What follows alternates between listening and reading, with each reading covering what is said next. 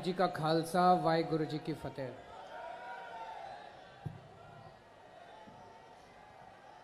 आज पंजाब के कोने कोने से आए हुए मेरे भाइयों बहनों, माताओं, बुजुर्गों, बच्चों, आप सब लोगों को मेरा नमस्कार, सबको मेरा प्रणाम, सत श्री अकाल।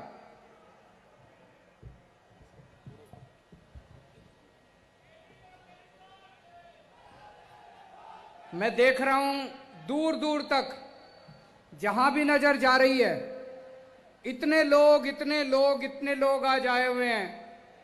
पूरे पंजाब से लोग आए हुए हैं, इतनी भारी संख्या में लोग आए हुए हैं।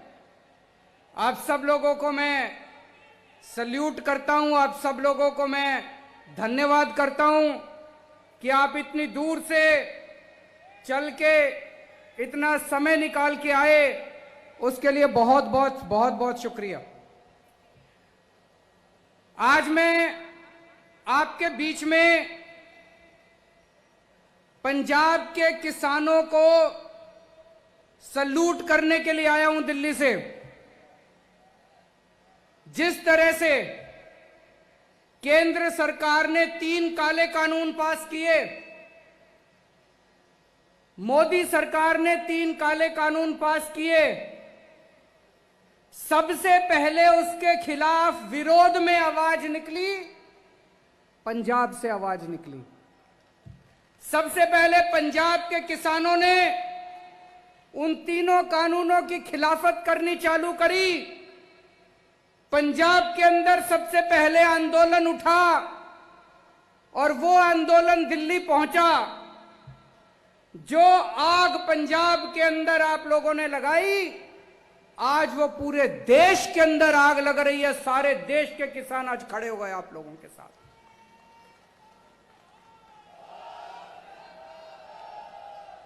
आज मैं पंजाब के किसानों को इसीलिए सल्यूट करने आया हूं।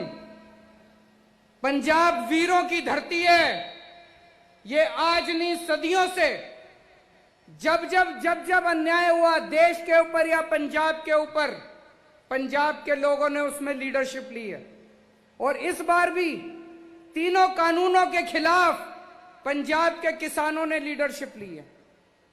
मैं सल्यूट करने आया हूं पंजाब के लोगों को कि अब केवल पंजाब के किसानों का आंदोलन नहीं बना, अब ये हर आदमी का, हर औरत का, हर बच्चे का आंदोलन बन गया है।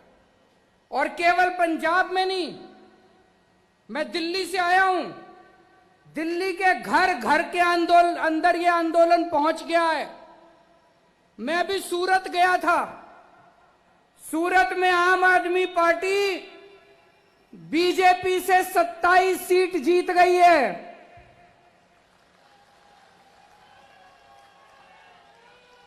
बीजेपी के गढ़ के अंदर, गुजरात बीजेपी का गढ़ माना जाता है, सूरत में आम आदमी पार्टी पहली बार चुनाव लड़ी और पहली बार में सूरत के अंदर कांग्रेस की 0, आम आदमी पार्टी की 27 सीट आई हैं। तो मैं अभी सूरत गया था। सूरत के लोगों ने मेरे को कहा कि सर, अगर आप पंजाब जाओ तो पंजाब के लोगों ने को बोल देना पूरे गुजरात के किसान उनके साथ हैं। दिल्ली आपके साथ है, गुजरात आपके साथ है। थोड़े दिन पहले मेरी ममता बनर्जी से बात हुई। उन्होंने मेरे को कहा कि वेस्ट बंगाल के सारे किसान आपके साथ हैं। तो ये लोग जो बोलते हैं कि ये आंदोलन तो केवल 1-2 राज्यों का आंदोलन है, ये 1-2 राज्यों का आंदोलन नहीं है, ये पूरे देश के किसानों का आंदोलन है। और ये केवल देश के किसानों का आंदोलन नहीं है, ये हर भारतवासी का आंदोलन है, ये हर देशभक्त का आंदोलन है, इस देश के रहने वाले बच्चे बच्चे का आंदोलन है। इसके लिए मैं आज पंजाब के लोगों का धन्यवाद करने आया हूं कि आप लोगों ने इसको शुरू किया।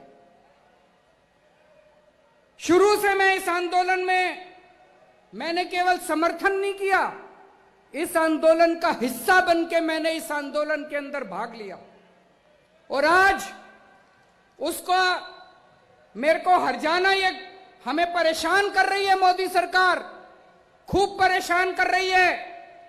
अभी ये हमारी सारी पावर छीनने का कानून लेके आए हैं संसद के अंदर।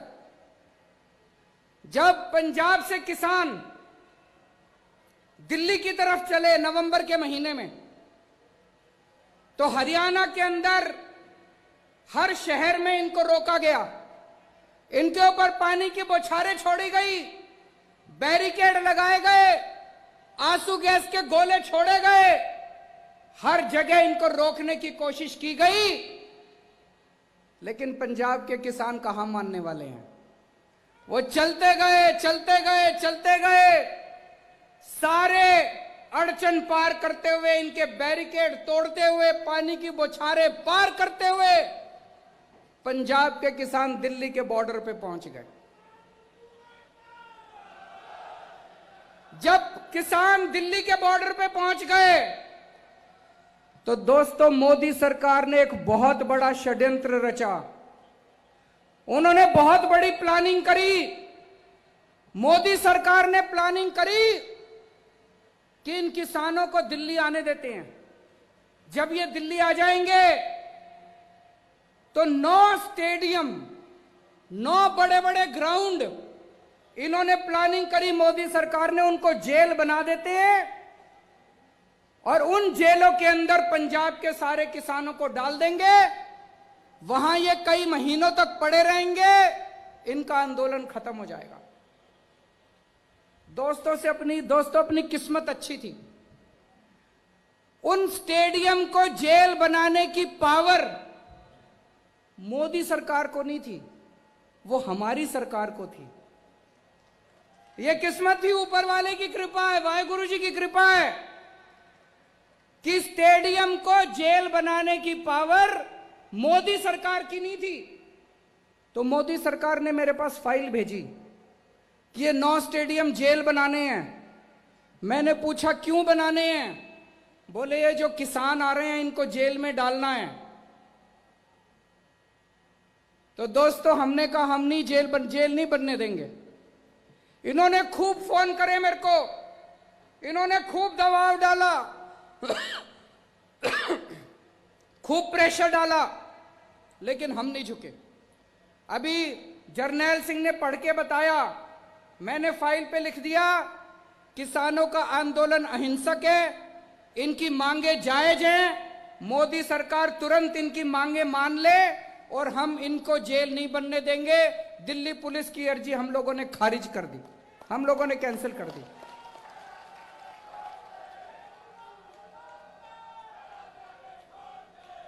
ये इतना गुस्सा हो गए, इतना गुस्सा हो गए मेरे से, मोदी सरकार खूब नाराज हो गई और उसी का नतीजा है पिछले हफ्ते संसद के अंदर मोदी सरकार कानून लेके आई है कि दिल्ली के अंदर अब से सारी पावर केजरीवाल की नहीं होगी। दिल्ली के अंदर अब से सारी पावर मुख्यमंत्री की नहीं होगी, सारी पावर गवर्नर की होगी, एलजी की होगी। सारे निर्णय एलजी लेगा। वो हमारी सारी पावर छीनना चाहते हैं। उनको लगता है अगली बार जब जेल बनानी पड़ी तो फाइल फिर मुख्यमंत्री के पास नहीं एलजी के पास जाएगी। पर दोस्तों चिंता मत करना, आपका बड़ा भाई, आपका बेटा, मैं वहां पे लड़ रहा हूं इन लोगों से, 6 साल से लड़ रहा हूं। मेरे को पता है इनसे कैसे लड़ना है।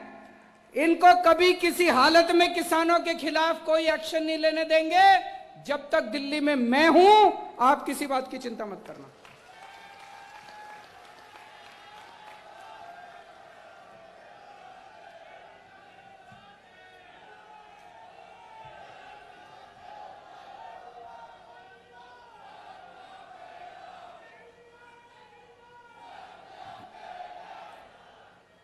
जब बॉर्डर पे किसान आके रुक गए, उनकी सेवा करने के लिए हमारे ये सारे एमएलए, जितने एमएलए बैठे हैं, पंजाब के सारे एमएलए, हमारे एमपी भगवंत मान साहब, हमारे दिल्ली के सारे एमएलए, दिल्ली के सारे एमपी, सबने वहां जाके सेवादार की तरह सेवा की। मैंने सबको बोल दिया, वहां जाओगे पार्टी का झंडा नहीं लेके जाना, पार्टी की टोपी नहीं पहन के जाना, पार्टी का नाम भी नहीं लेना, केजरीवाल का नाम भी नहीं लेना। सेवादार बनके वाहेगुरु जी का नाम लेके किसानों के बीच में जाके सेवा करना।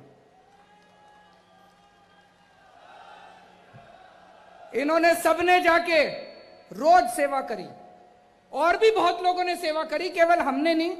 वहां पे और बहुत सारी जत्थेबंदियां हैं, सब लोग ने लंगर लगा रखा है।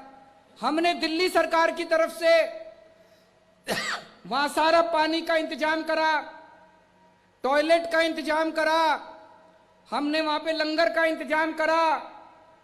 फिर कई बच्चे आए एक दिन मेरे पास, बोले हमें अपने पिंड में बात करने में दिक्कत होती है, सिग्नल कमजोर है। हमने वहां पे फ्री वाईफाई का इंतजाम करा दिल्ली सरकार की तरफ से। जो जो हम कर सकते थे हमने किया।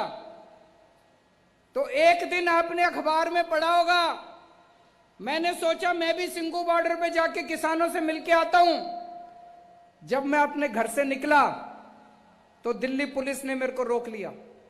दिल्ली पुलिस मेरे अंडर में नहीं आती, दिल्ली के मुख्यमंत्री के अंडर में नहीं आती। मेरे को मेरे घर के अंदर नजरबंद कर दिया, मेरे को 24 घंटे घर से नहीं निकलने दिया, ताकि मैं सिंघू बॉर्डर पे जाके किसानों से ना मिल सकूं। लेकिन दोस्तों, मुझे कोई परवाह नहीं है, ये जो मर्जी अत्याचार करें, आप लोगों का लड़ाई, आप लोगों की लड़ाई जायज है, आपकी मांगे जायज हैं, आप सच्चाई के रास्ते पे चल रहे हो, अंत पंत में जीत अपनी होगी।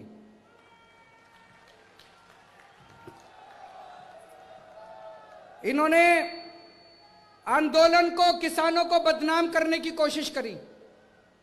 कभी कहते हैं खालिस्तानी है, कभी कहते हैं आतंकवादी है, कभी कुछ कभी कुछ, किस्म किस्म के इल्जाम लगाए आंदोलन के ऊपर। लेकिन देश की जनता देख रही है, इनका एक भी नहीं चली। आम आदमी पार्टी ने, इनके जितने बीजेपी के नेताओं ने गालियां दी, जितने बीजेपी के आगुओं ने हमारे किसानों को गालियां दी, आम आदमी पार्टी ने इनके ऊपर 70 केस कर रखे हैं, इनके सारे बड़े बड़े नेताओं के ऊपर केस कर रखे हैं। मुझे पूरी उम्मीद है ये जितने लोगों ने गालियां दी हैं, एक दिन ये सारे जेल जाएंगे जब आदेश पारित होगा।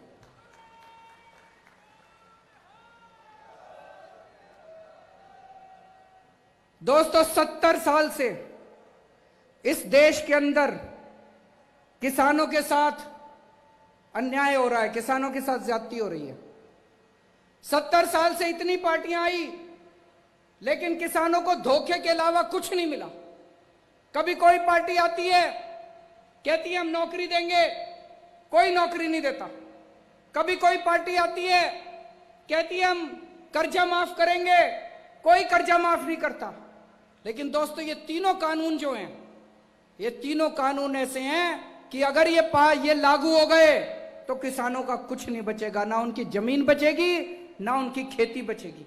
ये खेती उठा के बड़े बड़े पूंजीपतियों को, इनके जो दोस्त है, 3-4 दोस्त है, उनको उठाने की पूरी तरह इन्होंने तैयारी कर रखी है। आज से 4 साल पहले जब पंजाब में चुनाव हुआ था, तो कैप्टन साहब ने भी बड़े बड़े वादे किए थे कि नहीं किए थे? कैप्टन साहब ने कहा था स्मार्टफोन दूंगा, जिस जिसको स्मार्टफोन मिल गया जरा हाथ खड़ा करके दिखा दो, अपना फोन दिखा दो। कैप्टन साहब ने जिस जिसको स्मार्टफोन दिया है, किसी को नहीं मिला।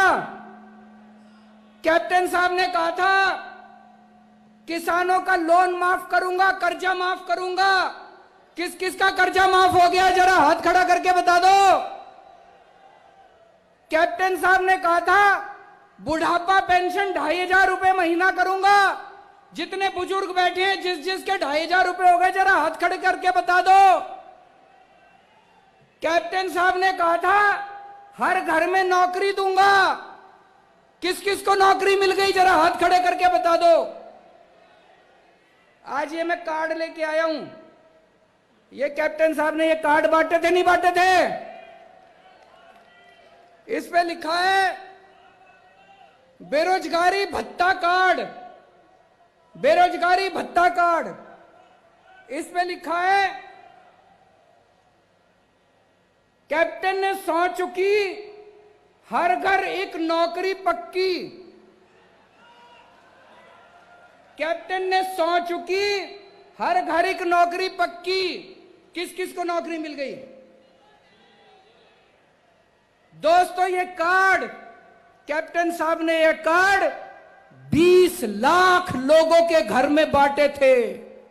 20 लाख नौजवानों को ये कार्ड दिया था।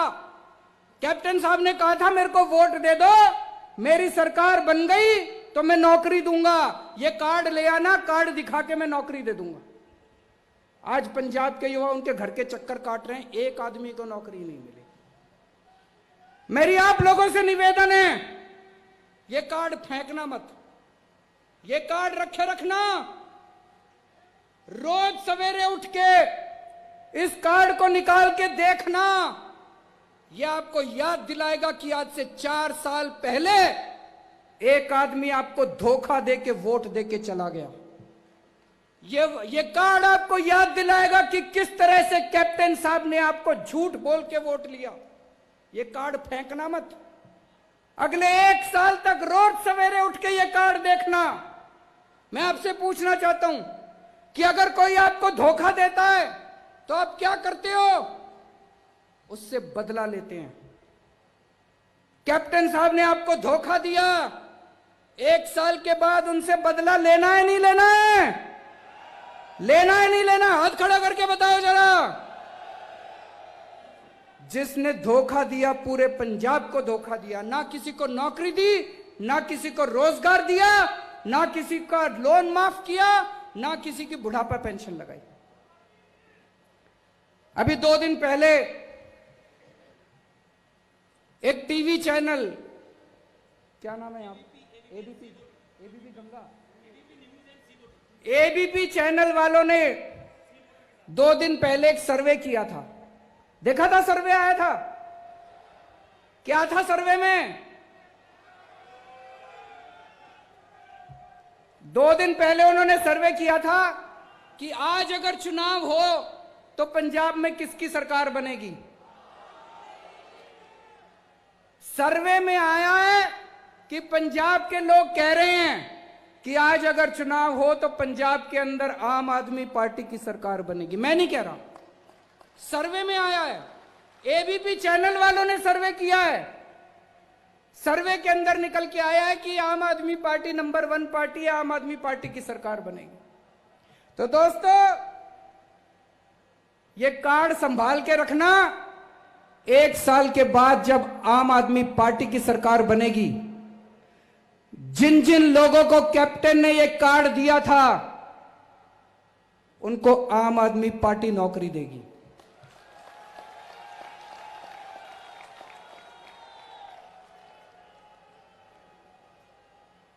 जिन जिन लोगों को कैप्टन ने यह कार्ड दिया था, जब तक नौकरी नहीं मिल जाती तब तक आम आदमी पार्टी की सरकार आपको बेरोजगारी भत्ता देगी।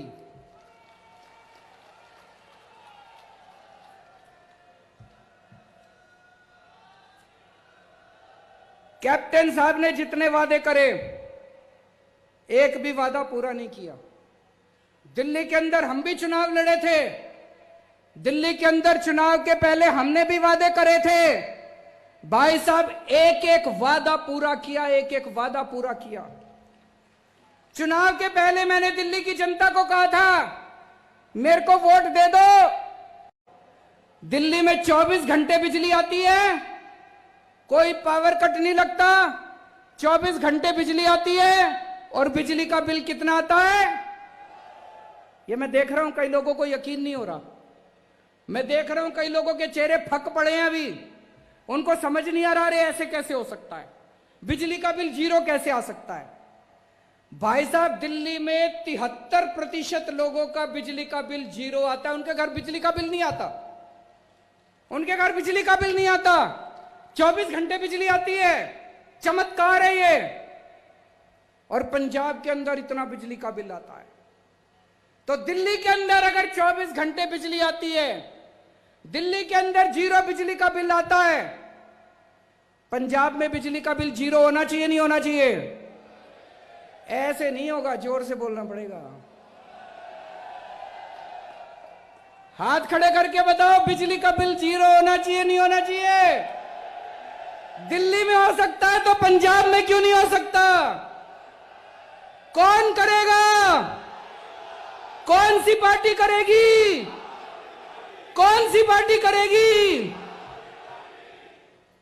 चुनाव के पहले मैंने वादा किया था अपने लोगों को दिल्ली में कि मेरे को वोट दे दो, मैं स्कूल अच्छे कर दूंगा। आज दिल्ली के सरकारी स्कूल इतने शानदार हो गए, इतने शानदार हो गए। हमारे गरीबों के बच्चे इतने शानदार स्कूलों में पढ़ते हैं। आज हमारे गरीबों के बच्चे डॉक्टर बन रहे हैं, इंजीनियर बन रहे हैं, एडवोकेट बन रहे हैं। मैं आपसे पूछना चाहता हूं, पंजाब के स्कूल अच्छे होने चाहिए, नहीं होने चाहिए? कौन सी पार्टी करेगी? कौन सी पार्टी करेगी? चुनाव के पहले मैंने दिल्ली के लोगों को कहा था, हमको वोट दे दो, हम अस्पताल अच्छे कर देंगे। आज दिल्ली के अस्पताल इतने शानदार हैं, भाई साहब, अगर 15 लाख रुपए का भी ऑपरेशन हो, दिल्ली के अस्पताल में फ्री में होता है, एक पैसा नहीं लगता, सारी दवाइयां मुफ्त, सारे टेस्ट मुफ्त, सारा इलाज मुफ्त, सारे डॉक्टर मुफ्त, और इतने शानदार सरकारी अस्पताल हैं। पंजाब में होना चाहिए, नहीं होना चाहिए? कौन सी पार्टी करेगी?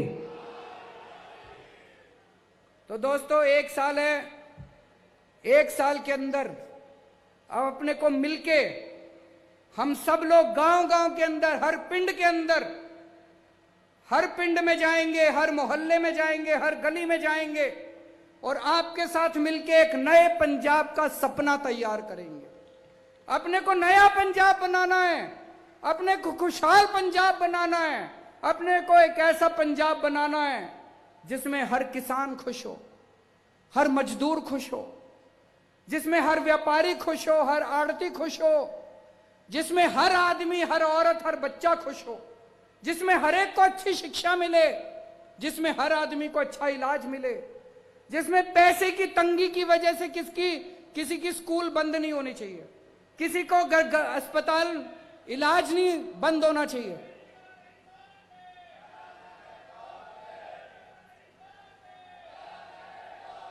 तो हम सब लोगों को मिलकर एक ऐसा पंजाब बनाना है। अगले 1 साल में हम सब मिलकर एक ऐसे पंजाब का सपना तैयार करेंगे। उसके बाद आम आदमी पार्टी की सरकार आएगी और आपके साथ मिलके पंजाब को एक नया पंजाब बनाएंगे, खुशहाल पंजाब बनाएंगे। एक बार फिर से मैं पंजाब के किसानों को कहना चाहता हूं, पंजाब के लोगों को कहना चाहता हूं, हम तन मन धन पूरी तरह से, मैं, मेरी पार्टी, मेरी सरकार किसानों के साथ है।